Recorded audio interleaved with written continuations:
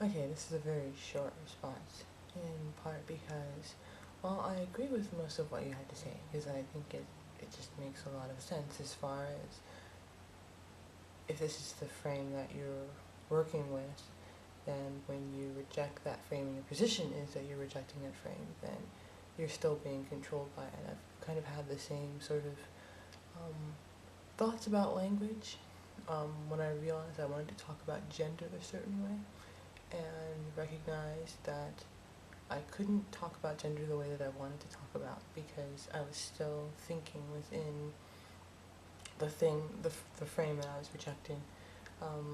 Also, I think that you get the same sort of experience with stereotypes. That is, when someone wants to, for example, be the opposite of a stereotype, or the rejection of the stereotype means that they are the opposite. I recognized, oh, when you're doing that, you're still being controlled by the stereotype, and if the point of rejecting it wasn't to be controlled by it, then sort of denying yourself a thing of the stereotype just because it's the stereotype is still social control. But anyway, the question that I had in response really to thinking about some of the issues that you raised was how do you talk to people who refuse to see outside of the frame that you don't want to speak in? And I think that relates a lot to politics too, especially in the US right now.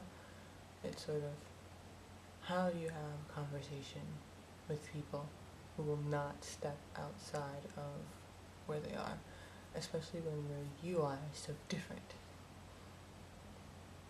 And it's a little bit like, I guess, conversations I've had with people I consider to be very fundamentalist, where they sort of get stuck on, but don't you want to go to heaven?